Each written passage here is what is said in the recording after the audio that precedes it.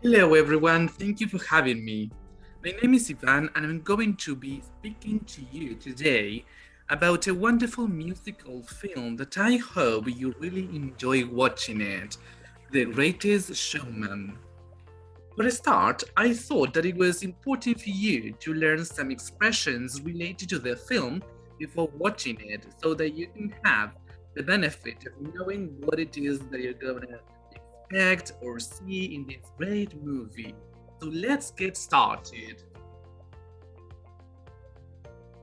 As soon as you begin watching the movie, you're gonna see that there's some interesting vocabulary about a lady's good manners, which is also connected to the setting of the film.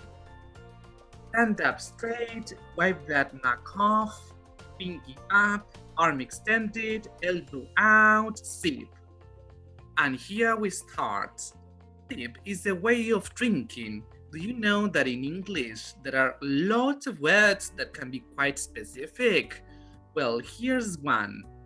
Sip means to drink taking only a very small amount of liquid at a time. But the woman in the film says sip, never slurp. Slurp is another way of drinking. Is when you drink or eat something with a loud sucking noise, like this one.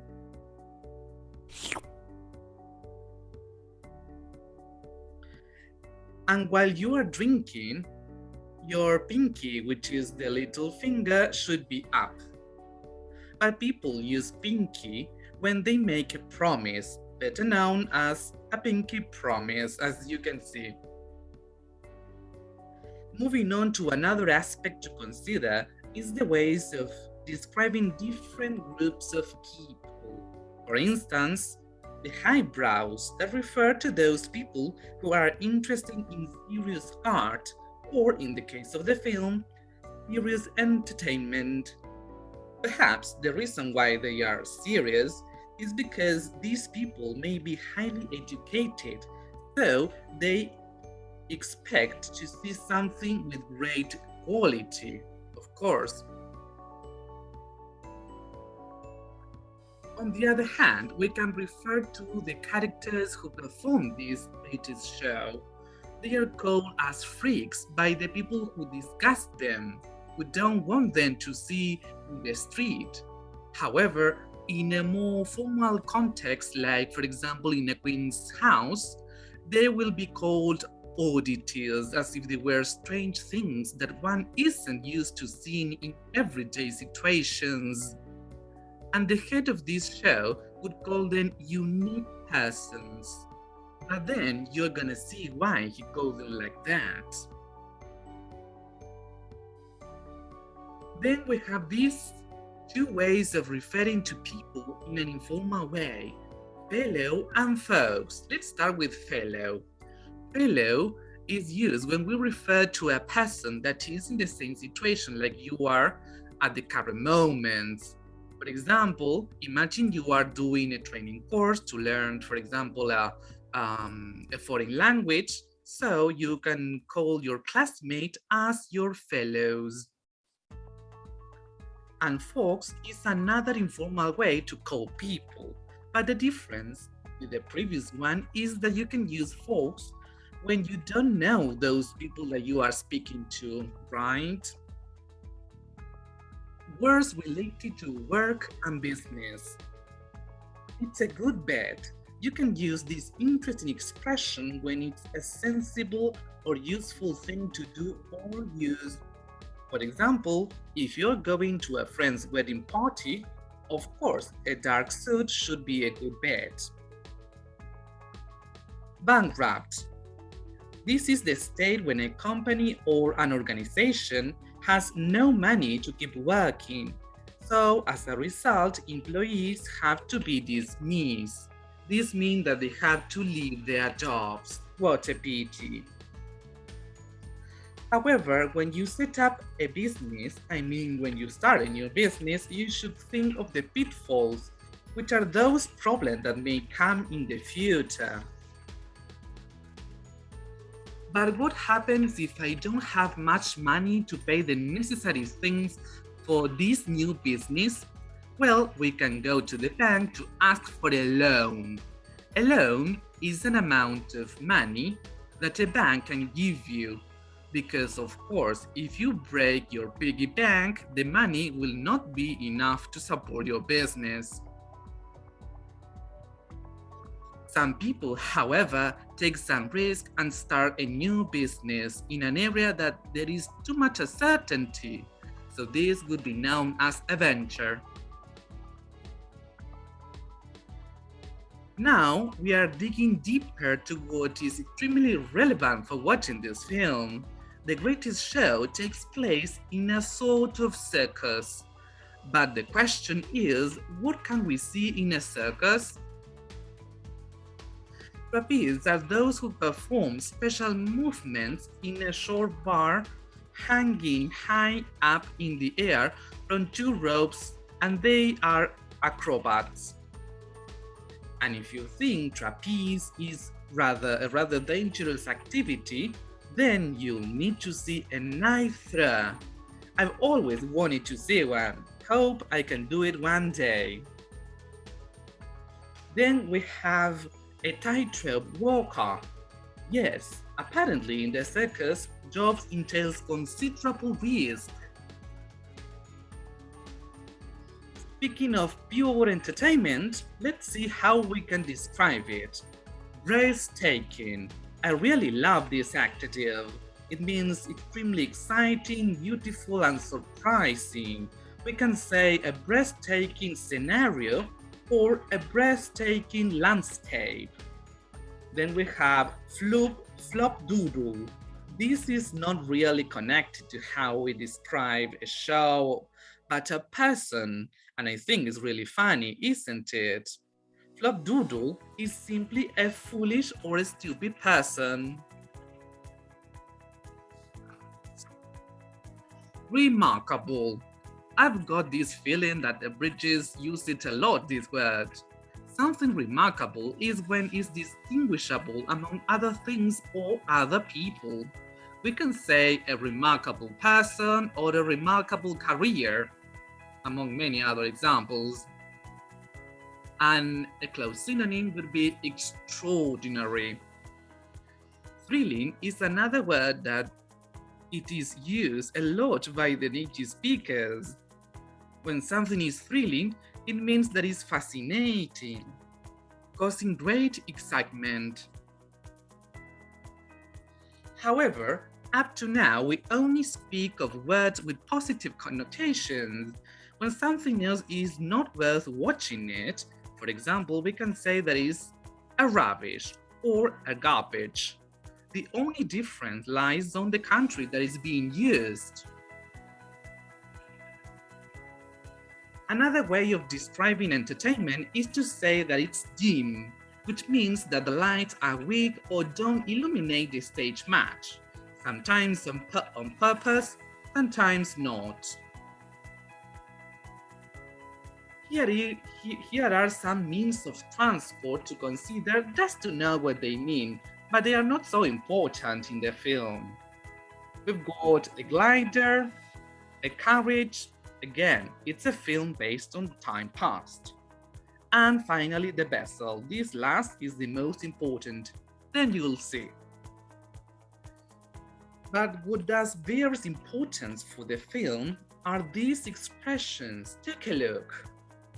To roof over somebody's head means to simply have a place to live. For example, although we don't have much money, at least we have a roof over our heads. To rub somebody's nose, this means to remind a person of what they didn't do well, to remind someone of a mistake or a failure. Then we have this expression, which I think is quite common. You may hear it quite often by your teacher or your classmates.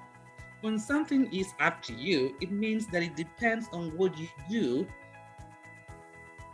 if you want to achieve something. To flick a switch. This is a rather peculiar expression used when something happens so fast and immediately, at once. For example, change of mood at the flick of a switch. Then we've got these two relevant words. They are not idioms.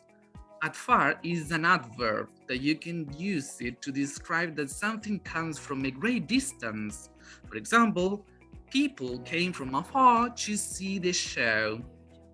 And blueprint, this is a noun and is what you see in the picture, an early plan for a building or machine. Now let's move on to the phrasals. First, we have takeover. If you take over a company, it means that you start to take command of it. Light up. Light up is to illuminate the place, but it can be used metaphorically when someone gets excited and happy at doing something. For example, take the case of your granddad when he starts talking about his past experience. A completely different phrasal verb is to thrive off, which means that it depends on something. The most common example is to say that the plants, and I would say human beings as well, thrives off water. To pull somebody or something in means to attract people to come to see a performance like a show or a movie at the cinema. For example, the movie failed to pull in younger audiences.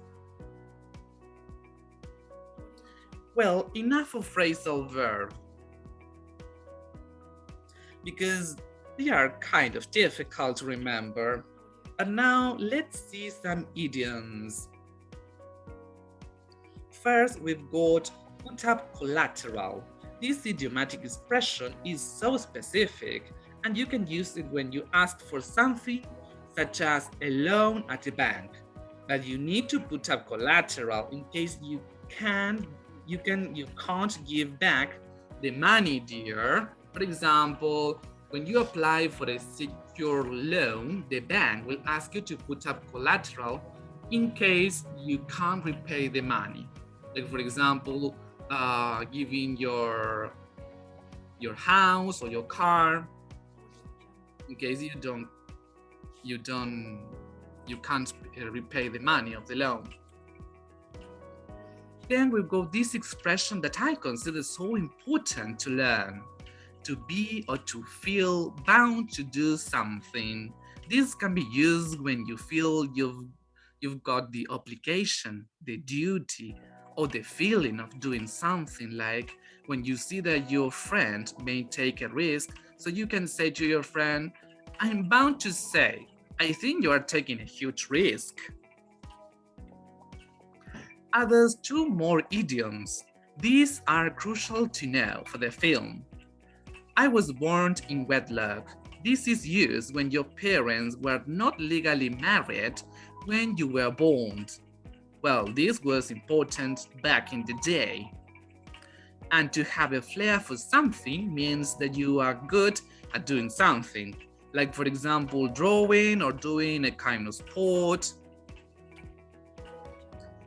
Wax figures. These are sculptures that represent a historical or simply a popular person or character in a movie or in history. Hoodwink is used when someone tricks you, as simple as that. For example, we were hoodwinked into believing that we had won a lot of money. Then we've got scoundrel, which is a person who treats people badly and has no moral principles. Someone's very dishonest. And a thug is similar, but a thug is a violent person, someone who may kill and steal in order to get what he wants. A prig is a person who patronizes other people, an arrogant person who believes he is superior to others. Drudgery is a word to describe a job that isn't worthy doing it, is boring, a dull, like picking up the rubbish after a party, for example. The deed is the legal document that determines someone's property. Peanuts are this kind of food that you can see in the picture, but often used to refer to have little money, la miseria in Spanish. Inheritance consists of the money and or object that someone gives you when this one dies. Fate is what happens to a person, the path that is destined to be to every single one of us. And last but not least, spotlight. This is the light that illuminates the protagonist of a show. Some people sometimes say to be in the spotlight when you are the focus of attention. For example, she always wants to be in the spotlight, meaning that she always attracts people's attention. Well, that's all, folks. Hope you really bear fruit with this rather long presentation. Bye for now.